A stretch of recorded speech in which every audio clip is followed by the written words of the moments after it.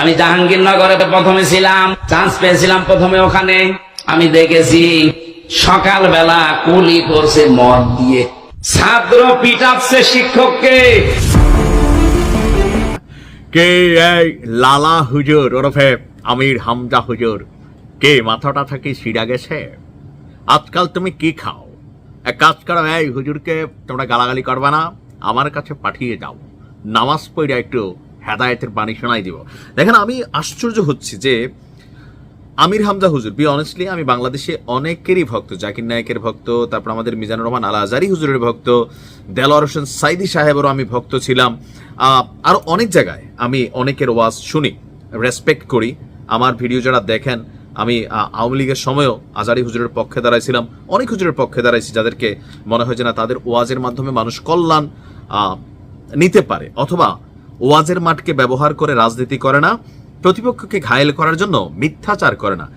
এই যে একজন আলেম যার বক্তব্যের মধ্যে এত জালেমি মিথ্যা, লালা হুজুর, জাহাঙ্গীরনগরে উনি নাকি দেখছে সকালে ছাত্ররা ওইটা মদ দিয়া কুলি করে। তাইলে তিনি যখন জাহাঙ্গীরনগর বিশ্ববিদ্যালয়ে চান্স পেয়েছিলেন, কোন হলে ছিলেন, কাজের সাথে তিনি ছিলেন যে সকালে ওইটা মদ দিয়া কুলি করে?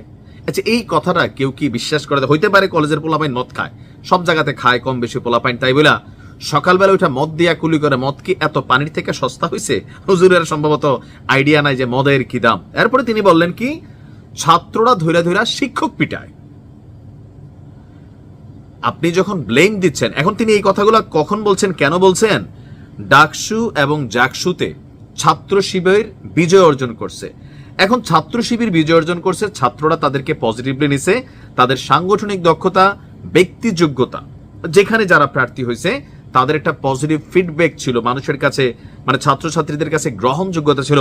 সেখান থেকে কিন্তু ছাত্র শিবিরের ভূমিদস্য জয় হয়েছে তাদের পজিটিভ রাজনীতির কারণে। কিন্তু এই লালা হুজুর ওরফে আমির হামজা হুজুরের মতন এরকম মিথ্যাচার যদি তারা করত, তাহলে কি আসলে ডাকসুতে শিবিরের বিজয় হতো? উনি যেটা বুঝাইতে চাইছেন ওয়াজের মাঠে বৈশা, যে ছাত্র শিবিরের বিজয়ের আগে ডাকসু, জাকসু মানে ঢাবি এবং জাবিতে পরিবেশটা কেমন ছিল, শিবির আসার পরে পরিবেশটা বদলাই গেছে। বেসিক্যালি এইটাই সে বুঝাইতে চাইছিল। এই হুজুরের আমি লালা হুজুর কেন দিছি অনেকে জিজ্ঞেস করছেন, আপনারা কি এটাকে দেখেন নাই?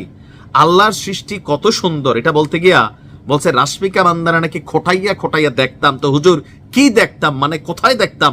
সৌন্দর্য কোথায় কোথায়? কে কে লালা হুজুর, তুমি কোথায় দেখতে বলছো? ওইটা নিয়ে পরে আবার বলছিল সে নাকি এরকম বক্তব্য দিছে না, সেটা ভালো কাজে দিতে গেছিল। এর আগেও কিন্তু এরকম উদ্ভট জামাতের অনেক হুজুর আছেন এই মুহূর্তে, কয়েকজন আলেম, আমি নিজেই, এর আগে ছিল একজন মনোয়ার সাহেব, তারেক মনোয়ার সাহেব, এমন এমন মিথ্যা বলতো, রকেট হুজুর নাম হয়ে গেছিল, যে নাসাতে গেছে, তারপরে হচ্ছে ইংল্যান্ডে ফুটবল খেলতো, তারপর হচ্ছে ক্যামব্রিজে পড়াশোনা করছে, না জানে হার্ভার্ডে করছে, তার ফ্যামিলির কেউ জানে না। এরা আসলে জামাতের মান সম্মান নষ্ট করা ছাড়া কোনো কিছু কিন্তু অর্জন করে দিচ্ছে না। আমির হামজার উচিত তার এই সকল বক্তব্যের জন্য প্রকাশ্যে ক্ষমা চাওয়া, আর জামাতের উচিত আমির হামজাকে জামাত থেকে আপাতত সাইড করে রাখা, নয়তো যতটুকু পজিটিভ হয়েছিল ততটুকু মানুষ নেগেটিভ হয়ে যাবে, যারা মানুষকে ওয়াজের মাঠ ব্যবহার করে কি পরিমাণ মিথ্যা কথা বলে বিভ্রান্ত করে। ভালো থাকুন।